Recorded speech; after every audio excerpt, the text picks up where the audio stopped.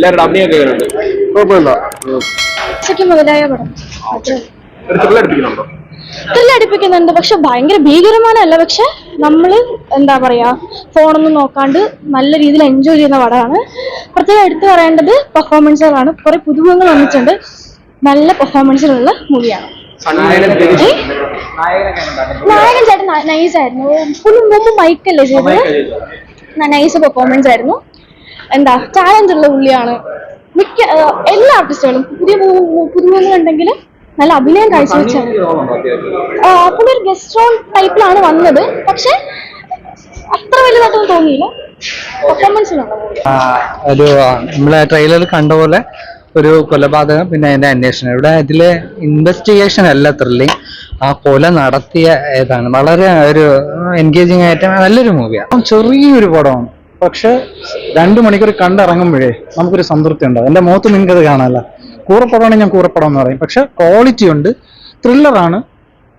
നമുക്ക് മലയാള സിനിമയിലുണ്ട് ഒരു കിടില ഹിറ്റാണ് ദൃശ്യം. അതിനൊരു ഇൻസ്പിറേഷൻ ഉണ്ട് കേട്ടോ. എന്നാൽ ഇതിലൊരു സംഭവം നടക്കുന്നത് ആ ഓഗസ്റ്റ് എന്ന് പറയുന്ന ഒരു ഡേറ്റ് ഒക്കെ വെച്ചത്. പക്ഷെ സിനിമ തുടങ്ങി ഫസ്റ്റ് ഹാഫ് ഒക്കെ ഇങ്ങനെ പോകുമ്പോൾ നമ്മൾ വിചാരിക്കും ഒരു യൂഷ്വൽ ക്രൈം ആണെന്ന് തോന്നും. പക്ഷെ സിനിമയ്ക്കകത്തുള്ളൊരു ഡയലോഗാണ്, ഇതൊരു അൺയൂഷ്വൽ സ്റ്റോറിയാണ്. സത്യം അതാണ്. എന്തെന്ന് പറഞ്ഞാൽ ഇതിൽ സിദ്ദിഖ് അവതരിപ്പിക്കുന്ന ഒരു കഥാപാത്രമുണ്ട്. പുള്ളിയിലോട്ട് എത്തുന്ന ഒരു സംഭവമാണ്. അത് കഴിഞ്ഞ് പുള്ളി കുറെ കാര്യങ്ങൾ ഇരുന്ന് റിവീൽ ചെയ്യും. അതാണ് സിനിമയുടെ ഒരു ക്രൂഷ്യൽ പോയിന്റ്. ഇതിലെ നടൻ ഇതിനു മുമ്പ് 2 സിനിമ ചെയ്തിട്ടുണ്ട്, മൈക്കും കൽബും. കൽബ് ഞാൻ കണ്ടിട്ടില്ല. ഇതിലും പുള്ളി വലിയ പെർഫോമൻസ് ഒന്നുമല്ല. പുള്ളി ഫിസിക്കലൊക്കെ കാണിക്കാൻ വേണ്ടിയാണ് ചെയ്തിരിക്കുന്നത്. പിന്നെ എക്സ്പ്രഷൻ ഒക്കെ വരുന്ന കുറവാണ്. പക്ഷെ പടം മൊത്തത്തിൽ ഇതിന്റെ ഡയറക്ടർ ആയാലും നമുക്കൊരു ക്വാളിറ്റി പടമാണ്. അതായത് BGM അതിൽ അവർ ഉപയോഗിച്ചിരിക്കുന്ന, അതായത് നമ്മൾ ഈ ക്രൈം ത്രില്ലർ നമ്മൾ ഇരുന്ന് ഇങ്ങനെ നൂലിഴ കയറി പരിശോധിക്കും എവിടെയൊക്കെയാണ് ഇതിന്റെ കുറ്റം കണ്ടുപിടിക്കാൻ. അതിൽ അവരൊരു സിനിമാപരമായിട്ട് നോക്കണമെങ്കിൽ ഒരു 80% പഴുതടച്ച മേക്കിംഗ് ആണ്. കാരണം ഒരു ക്രൈം സംഭവിക്കുന്നുണ്ട്, ഒരു ആക്സിഡന്റ് ആണ്, ഒരു IT കമ്പനി നടക്കുന്ന ആക്സിഡന്റ്, അതൊരു ക്രൈമാണ്, കൊലപാതകമാണ്. നമ്മൾ ട്രെയിലർ ആണോ മനസ്സിലാവും.